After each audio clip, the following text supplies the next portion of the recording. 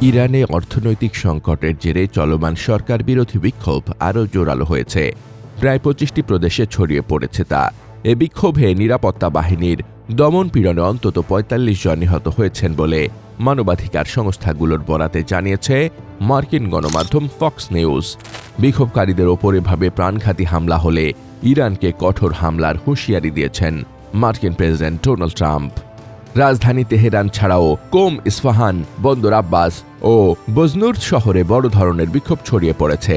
সামাজিক যোগাযোগ মাধ্যম এক্সে ছড়িয়ে পড়া একটি ভিডিওতে দেখা গেছে ইরানের মধ্যাঞ্চলীয় শহর ইস্পাহানের রাষ্ট্রীয় television Islamic Republic of Iran broadcasting IRIB ভবনে আগুন ধরিয়ে দিচ্ছেন বিক্ষোভকারীরা।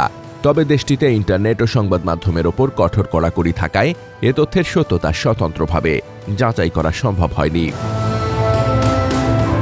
ইরানের বর্তমান পরিস্থিতি নিয়ে তেহরান ও ওয়াশিংটনের মধ্যে নতুন করে উত্তেজনা দেখা দিয়েছে। ডোনাল্ড ট্রাম্প হুঁশিয়ারি দিয়ে বলেছেন, ইরানি কর্তৃপক্ষ যদি বিক্ষোভকারীদের হত্যা করে তবে যুক্তরাষ্ট্র সেখানে খুব কঠোর হামলা চালানোর জন্য প্রস্তুত রয়েছে। ইরানের প্রেসিডেন্ট মাসুদ পেজেশকিয়ান পরিস্থিতি নিয়ন্ত্রণে আইন শৃঙ্খলা রক্ষাকারী বাহিনীকে সর্বোচ্চ সংযম প্রদর্শনের আহ্বান জানিয়েছেন। ৯ জানুয়ারি সামাজিক মাধ্যমে দেওয়া এক বার্তায় ট্রাম্প হুঁশিয়ারি দেন, ইরান যদি শান্তিপূর্ণ বিক্ষোভকারীদের নিশানা করে তবে সেখানে হস্তক্ষেপের জন্য যুক্তরাষ্ট্র সব দিক থেকে প্রস্তুত রয়েছে। এর আগে বিক্ষোভকারীদের মৃত্যুর ঘটনায় ইরানকে খুব কঠোরভাবে আঘাত করার হুমকি দিয়েছিলেন ট্রাম্প। নতুন ওই মন্তব্য তারই ধারাবাহিকতা। ট্রাম্পের সর্বশেষ হুঁশিয়ারির বিপরীতে ইরান তার সামরিক বাহিনীকে সর্বোচ্চ সতর্ক অবস্থায় রেখেছে এবং মধ্যপ্রাচ্যে অবস্থিত মার্কিন ঘাঁটিগুলোয় হামলার হুমকি দিয়েছে। তেহরান বলেছে তারা পাল্টা জবাব দেওয়ার ক্ষেত্রে কোনো সীমাবদ্ধতা রাখবে না এবং আগে হামলার শিকার হওয়া পর্যন্ত অপেক্ষা করবে না।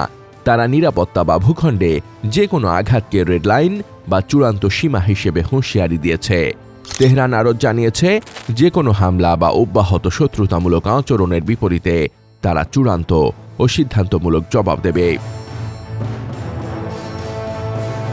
ইরানের রাষ্ট্রীয় সংবাদ মাধ্যম জানিয়েছে, বিদেশি শক্তির সঙ্গে সংশ্লিষ্টতা থাকার অভিযোগে বেশ কয়েকজন উস্কানিদাতাকে গ্রেপ্তার ও বিপুল পরিমাণ চোরাচালান করা অস্ত্র জব্দ করা হয়েছে। ইরানের সর্বোচ্চ নেতা আয়াতুল্লাহ আলী খামেনি দেশের অর্থনৈতিক দুর্দশার কথা স্বীকার করলেও এ দাঙ্গা উস্কে দেওয়ার জন্য বাইরের শক্তিকে দায়ী করেছেন। এদিকে এরই মাঝে ইরানের শাসক গোষ্ঠী সম্ভাব্য অস্থিতিশীল পরিস্থিতির জন্য বিদেশে চলে যাওয়ার বিকল্প পরিকল্পনা প্রস্তুত করছেন কিনা এ নিয়ে আন্তর্জাতিক অঙ্গনে জল্পনা তীব্র হচ্ছে। একাধিক পশ্চিমা গণমাধ্যম ও রাজনৈতিক সূত্রে উঠে আসা প্রতিবেদনে বলা হচ্ছে, ইরানের নেতৃত্ব সম্পদ সরানো, নিরাপদ আশ্রয়ের ব্যবস্থা এবং পরিবারের সদস্যদের বিদেশে পাঠানোর সম্ভাবনা বিবেচনায় রাখছে। লন্ডনে ব্রিটিশ পার্লামেন্টে বক্তব্য দিতে গিয়ে কনজারভেটিভ দলীয় এমপি টম টুগেনহার্ট দাবি করেছেন, সম্প্রতি রাশিয়ার কার্গো বিমান তেহরানে অবতরণ করছে এবং ইরান থেকে বিপুল পরিমাণ সোনা সরিয়ে নেওয়া হচ্ছে। তার মতে এসব ঘটনা ইঙ্গিত দিচ্ছে ইরানের শীর্ষ নেতৃত্ব সম্ভাব্য পতনের পরবর্তী পরিস্থিতির জন্য প্রস্তুতি নিচ্ছে। তিনি বলেন, আমরা দেখছি রাশিয়ার কার্গো বিমান তেহরানে নামছে, সম্ভবত অস্ত্র ও গোলা বারুদ বহন করে, এবং একই সঙ্গে ইরান থেকে বড় অঙ্কের সোনা বেরিয়ে যাচ্ছে।